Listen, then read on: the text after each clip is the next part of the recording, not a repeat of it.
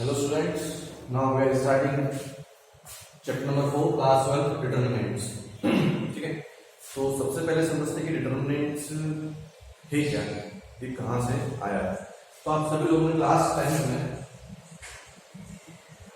जो linear pair of equation in two variable chapter पढ़ा, a1x + b1y = c1 and a2x + b2y = c2। ये दो pair of linear equation in two variable chapter number 3 class 10 सभी ने पढ़ा था। तो उसमें आपने इस टाइप से इक्वेशंस लिखी, दो इक्वेशन है ना, pair of equations which are linear और उसमें टू वेरिएबल्स। ठीक है, तो यहाँ पर आपने देखा था कि कुछ कंडीशंस थी, उसमें अगर हम यूनिक सॉल्यूशन की कंडीशन की बात करें है ना, तो वो कंडीशन आपके पास क्या थी, a1/a2 is not equal to b1/b2। ठीक है, ये कंडीशन थी आपके पास यूनिक सॉल्यूशन की। ठीक, तो देखो इस इक्वेशन को मैट्रिक्स फॉर्म में इस टाइप से लिख दिया गया, a1 a2 b1 b2।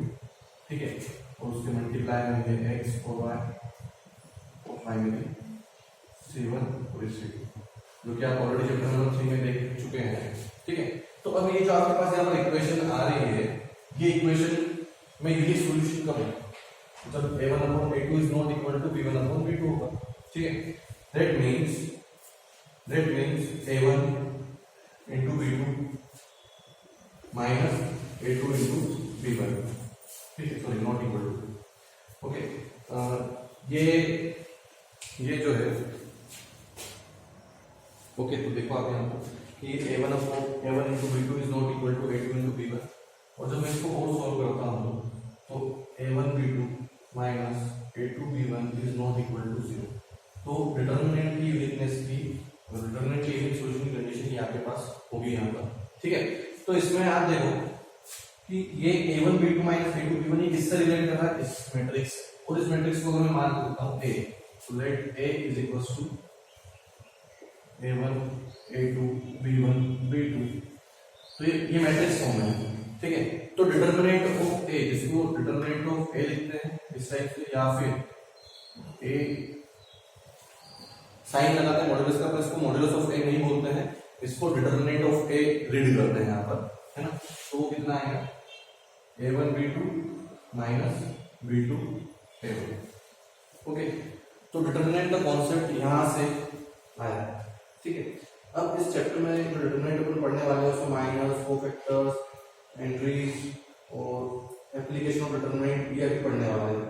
इसके बाद एरिया ऑफ ट्रायंगल है, एरिया ऑफ ट्रायंगल जो कि आपने क्लास 10 में चैप्टर नंबर 7 में फाइंड आउट करना सीखा था, उसी टाइप से यहाँ पर भी एरिया ऑफ ट्रायंगल निकालना सीखेंगे। ठीक है, तो पॉज द वीडियो है, note it down.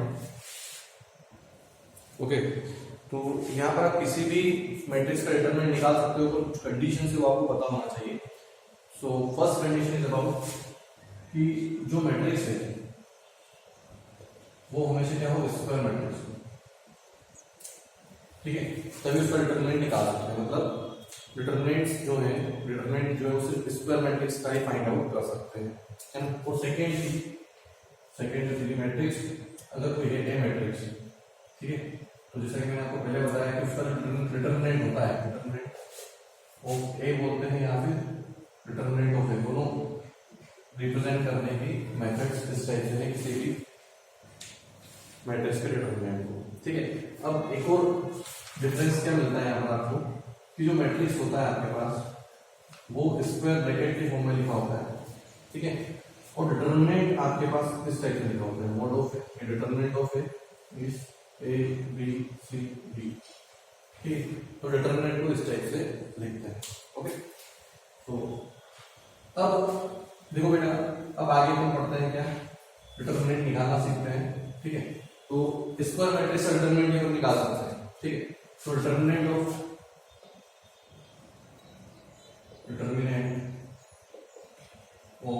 Matrix with order 1 by 1।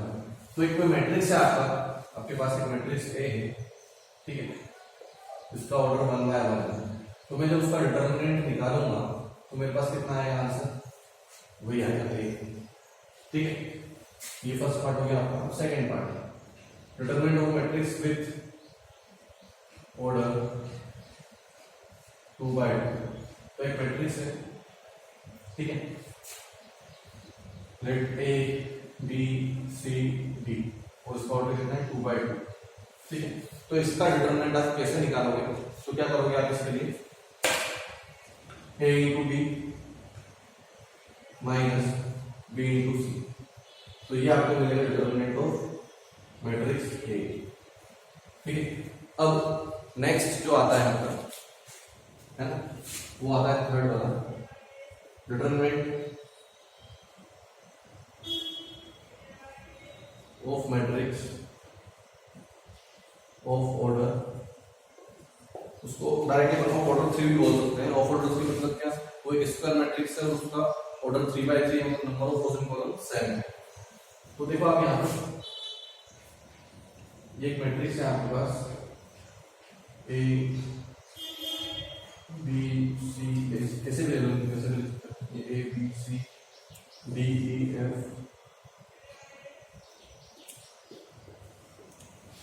ठीक है। तो ये आपके एलिमेंट्स है। अब मुझे इसका डिटरमिनेंट फाइंड आउट करना है, तो डिटरमिनेंट में कैसे फाइंड आउट करूंगा बेटा, देखो कि जो फर्स्ट टर्म यहाँ पे मैं डिटरमिनेंट को जब मैं एक्सपांड, इस मैट्रिक्स को मैं एक्सपांड करके उसका डिटरमिनेंट निकालता हूँ, तो सबसे पहले मुझे यहाँ पर लिखना पड़ता है -1 और उसकी पावर कुछ में लिखता हूँ, पावर डिपेंड करती है इस पर्टिकुलर एलिमेंट के एड्रेस, ठीक है। जैसे इसका एड्रेस क्या होगा 1 1, तो 1 + 1 कितना आएगा 2, ठीक है। मैं फर्स्ट रो के को एक्सपांड कर रहा हूँ इसको, है ना, फर्स्ट रो के को, किसी भी डिटरमिनेंट को आप किसी भी रो या किसी भी कॉलम के क्रॉस एक्सपांड कर सकते हैं, ठीक है, पर उसके कुछ रूल्स हैं वो देखेंगे आगे। तो -1², ओके, फिर क्या लिखोगे आप, ये ए। अब देखो ए का एड्रेस क्या है, फर्स्ट रो और फर्स्ट कॉलम, तो फर्स्ट रो और फर्स्ट कॉलम को भूल जाएंगे आप, तो आपके पास ये बचेगा E H F I, ठीक है। फिर साइन प्लस का और -1 की पावर देखो, सेकेंड एलिमेंट कौन सा है बी, तो बी का एड्रेस क्या है A12 और 1 + 2 कितना होता है 3, ठीक है। और फिर ये बी लिख दिया मैंने यहाँ पर। अब ये बी का एड्रेस क्या है, फर्स्ट रो सेकेंड कॉलम, है ना, फर्स्ट रो और सेकेंड कॉलम, तो कौन कौन से एलिमेंट आपके पास बचेंगे, देखो डी जी एफ आई, ठीक है, ये एलिमेंट्स आपके पास बचे हैं यहाँ पर। नाउ अब आगे फर्स्ट रो में फर्स्ट ए हो गया, बी और सी बचा है, तो सी का जो एड्रेस है वो क्या है A13, ओके, A13 मतलब क्या, 3 + 1 4। अब ये सी जो है वो फर्स्ट रो थर्ड कॉलम है, तो थर्ड कॉलम को आप इस टाइप से कर ले, तो बचेगा क्या आपके पास D G E H, okay. फिर 2/2 के मैट्रिक्स को आप ऑलरेडी सोल्व कर चुके हो। अच्छा, -1 का स्क्वायर 1 आ जाएगा, a1 का a हो जाएगा, ठीक है, ब्रैकेट में a × i माइनस, है ना, पहले इसका मल्टीप्लाई इसका माइनस h × f, देन -1 का cube minus b, okay, then d × i minus g × f plus, अच्छा यहाँ पर मैं ये सी लिखना भूल गया था, तो सी आएगा और सी मतलब सी हो जाएगा d × h माइनस bg, ठीक। तो ये आपके डिटरमिनेंट ऑफ ए है। इस मेथड से आप डिटरमिनेंट किसी भी मैट्रिक्स का फाइंड कर सकते हो, ठीक है। तो देखो इसके लिए क्या किया जाता है, ये साइन आप डायरेक्टली भी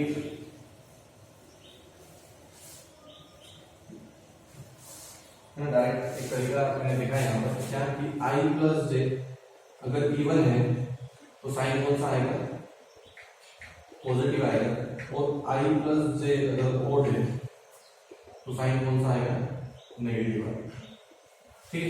तो इसके अकॉर्डिंग आपको साइन अप्लाई करना है, ठीक है। अब जैसे कि ये जो मैट्रिक्स ए है आपका, किसी मैट्रिक्स को A D G B E H C F I, इसी मैट्रिक्स को मैं सेकेंड रो के अक्रॉस एक्सपांड कर रहा हूँ, ठीक है, expanding across R2, okay, expanding across R2 मतलब सेकेंड रो, ठीक है। तो देखिए यहाँ क्या होगा, जैसे आप इसको सेकेंड रो पे एक्सपांड कर रहे हैं तो सबसे फर्स्ट जो आपका एलिमेंट है वो क्या आएगा, D आएगा, पर D का एड्रेस यहाँ पर क्या है, A21 है ना। D का एड्रेस आपके पास कितना है, यहाँ पर A21 है, तो A21 जो आपके पास रहेगा है ना, A21 जो आपके पास रहेगा 2 + 1 3 3 नेगेटिव और इसके यहाँ पर नेगेटिव आ जाएगा, ठीक है। फिर D का जो एड्रेस है सेकेंड रो और फर्स्ट कॉलम, ठीक है, सेकेंड रो फर्स्ट कॉलम, तो क्या बचेगा B H C I, ठीक है। ऐसे ही अब यहां पर जो है सेकेंड जो एलिमेंट है वो E है, अभी E का जो एड्रेस है वो कितना है, अगर आप ध्यान से देखें तो 2 2 और 2 + 2 4 होता है, इसमें यहाँ पर प्लस आएगा, ठीक। देन इसको अगर मैंने कवर अप किया तो क्या बचेगा मेरे पास A G C I, okay. चलिए अगला एलिमेंट F है और F का एड्रेस कितना है, A23 सेकेंड रो और थर्ड कॉलम, 2 + 3 5 5 मतलब यहाँ पर नेगेटिव आएगा, तो -F और F के पास क्या बचेगा, ABGH, ठीक है।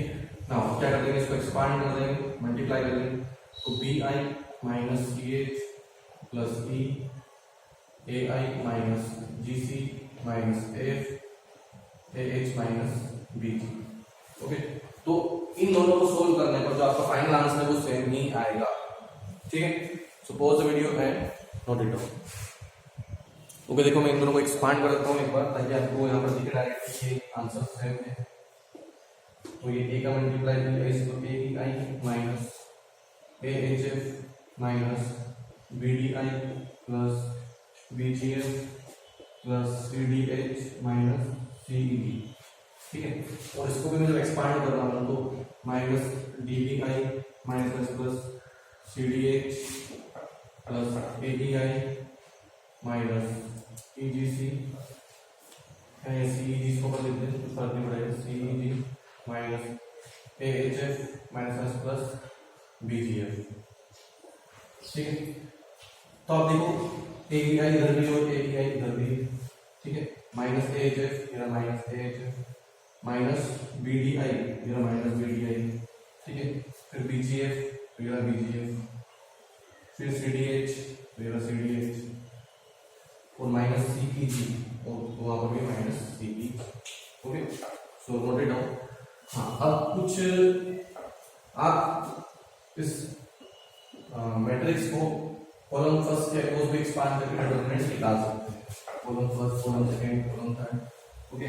तो इसी टाइप से आप किसी भी ऑर्डर का मैट्रिक्स हो उसका डिटरमिनेंट आप निकाल सकते हो, किसी भी ऑर्डर का स्क्वायर मैट्रिक्स हो, है ना।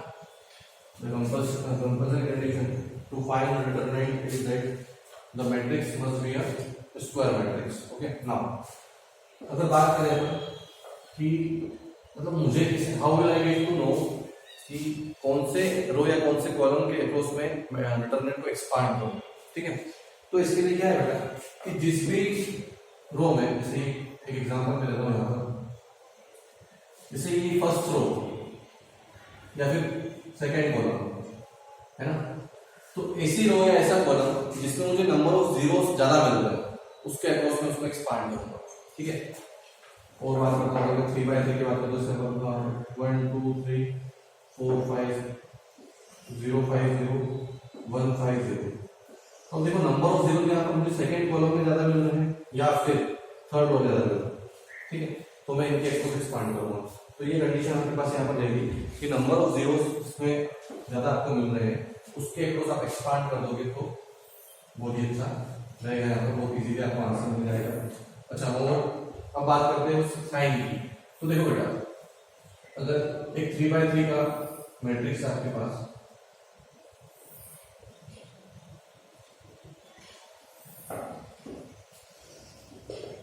तो यहाँ पर साइन कितना आएगा, पॉजिटिव, यहाँ पर साइन नेगेटिव, यहाँ पर साइन पॉजिटिव, फिर साइन नेगेटिव, फिर पॉजिटिव, फिर नेगेटिव, फिर पॉजिटिव, फिर नेगेटिव, फिर पॉजिटिव, ठीक है। तो आप यहाँ पर देखो डायगोनल में आपको साइन हमेशा पॉजिटिव मिलेंगे दोनों डायगोनल में, और बाकी साइन आपको नेगेटिव मिलेंगे। तो तो जब भी आप एक्सपांड करो इसको आप ध्यान रख सकते हो इस चीज को, है ना। और पॉजिटिव साइन वहीं पर मिलेंगे आपको जहां पर क्या हो, एड्रेस का सम पॉजिटिव इवन है ना। 1 + 1 2 तो ये पॉजिटिव हो जाएगा, 1 + 2 3 3 तो ये नेगेटिव साइन हो रहा है, ठीक है। तो जहां पर आपको इवन सम मिलेगा वहां पर पॉजिटिव साइन आएगा। ओके, लास्ट इसकी प्रॉपर्टी डिस्कस करते हैं अपने यहाँ पर, ठीक है। कि अगर एक मैट्रिक्स ए है मेरे पास 1 2 3 4 और एक मैट्रिक्स बी है मेरे पास 2 4 6 8, तो आप क्लियरली कैसे लिख सकते हो क्या कि b = 2a, ठीक है, b = 2a। पर आप ऐसा नहीं लिख सकते क्या कि b determinant of b = 2 × determinant of a, ये बिल्कुल सही नहीं है, बिल्कुल गलत है, ठीक है। कैसे देखते हैं इस चीज को, ये कैसे होगा। देखो मैट्रिक्स में क्या होता है कि मैं आपको जो बताया मैट्रिक्स में ये होता है कि अगर मेरे पास एक मैट्रिक्स ए है ना 1 2 3 4 और मुझे अगर 2a निकालना हो तो मैं सारे एलिमेंट्स में मल्टीप्लाई करूंगा, है ना। 2 का मल्टीप्लाई 1 में भी होगा, 2 का मल्टीप्लाई 3 में भी होगा, 2 का मल्टीप्लाई 2 में भी होगा, 2 का मल्टीप्लाई 4 में भी होगा। पर डिटरमिनेंट में ऐसा नहीं होता है। डिटरमिनेंट में क्या होता है बेटा कि अगर मेरे पास एक मैट्रिक्स है a 1 2 3 4, एक डिटरमिनेंट लेते हैं इसको, डिटरमिनेंट a 1 2 3 4, और अगर मैं इसमें किसी कांस्टेंट का मल्टीप्लाई करता हूं, लेट्स सपोज मुझे 4 डिटरमिनेंट a निकालना है, तो इस 4 का मल्टीप्लाई सारे एलिमेंट्स में ना होते हुए या तो सिर्फ एक किसी सिंगल रो में होगा, only in a single row और सिंगल कॉलम, या तो सिर्फ एक रो में होगा या फिर एक कॉलम में होगा। तो इसका आंसर आप लिखने के लिखना है 4 4 से 12 और 2 4, मैंने फर्स्ट रो मल्टीप्लाई किया, ठीक है। तो डिटरमिनेंट में सिर्फ सिंगल रो में मल्टीप्लिकेशन होता है, ठीक है। तो देखो आप यहाँ पर मैं इस चीज को आपको एक्सपांड करके समझाता हूँ कि अगर ये जो मैट्रिक्स ए है इसका डिटरमिनेंट में निकालना हो तो 4 1 4 -3 2 6 दैट इज -2, ओके। और मैं b का डिटरमिनेंट निकालता हूँ यहाँ पर, ठीक है। तो कितना आएगा 8 2 16 -6 4 24, तो b का डिटरमिनेंट कितना आया -8। तो अगर मैं यहाँ पर रिलेशन निकालूं b और a के बीच में, तो mod of b = 4 into determinant of a, मतलब क्या 2 to the power 2 into determinant of a, ठीक है। तो रिलेशन इस टाइप से रहेगा आपके पास क्या कि mod of b = k to the power n, sorry determinant of b = k to the power n determinant of a। इस टाइप से आपके पास ये रिलेशन रहेगा जहां पर a क्या है कांस्टेंट और n है पावर ऑफ कांस्टेंट, ठीक है, ओके। नाउ एक और चीज यहां पर देखते हैं कि जनरली मैट्रिक्स में क्या होता है बेटा कि ये 2 ये 4 ये x और ये y जैसे हमारे, ठीक है। अगर a = b गिवन है, a = b गिवन है, तो डायरेक्टली आप यहाँ पर x की वैल्यू लिख सकते हो, x = 3 लिख सकते हो, ठीक है। पर अगर ये ऐसा गिवन है क्या mod of a = mod of b, मतलब क्वेश्चन इस टाइप से है कि आपके पास दो मैट्रिक्स है a एंड b, है ना, और आपको एक x की वैल्यू फाइंड करनी है, to find the value of x। तो क्या करोगे आप, मैट्रिक्स फॉर्म में अगर तो a = b डायरेक्टली होता है, पर डिटरमिनेंट में अगर ऐसा गिवन है आपको mod of a = mod determinant of a = determinant of b, तो आपको यहाँ पे डिटरमिनेंट निकालना पड़ेगा। 4 1 4 -6 b का डिटरमिनेंट कितना है 4 1 4 -2x, ओके। तो ये 4 से 4 कैंसिल, माइनस माइनस प्लस और x = 3। अब बोलोगे सर यहाँ का आंसर सेम तो आया है, तो बेटा ये इस क्वेश्चन में सेम हो गया होगा, है ना, बाकी हमेशा ही सेम नहीं होगा, ठीक। तो आपको डिटरमिनेंट में इस टाइप से डिटरमिनेंट निकाल के उसको इक्वेट करना पड़ेगा, और मैट्रिक्स में डायरेक्टली इक्वेट कर सकते हो, है ना। 1 = 1 है, 2 = 2 है, x 3 = x और 4 = 4 है, क्योंकि मैट्रिक्स की इक्वलिटी कंडीशन क्या होती है कि उसका ऑर्डर सेम होना चाहिए first, and second thing is about कि जो उसके एलिमेंट्स हैं जिसके करस्पॉन्डिंग एड्रेस है, इनका एड्रेस सेम है, वो इक्वल होना चाहिए। और डिटरमिनेंट में क्या होता है, डिटरमिनेंट इक्वल है ना, ये a और b का डिटरमिनेंट इक्वल है, तो आपको जो डिटरमिनेंट वैल्यू है वो निकाल निकालने के बाद उसको इक्वेट करना पड़ेगा। Okay, so pause the video and note it down.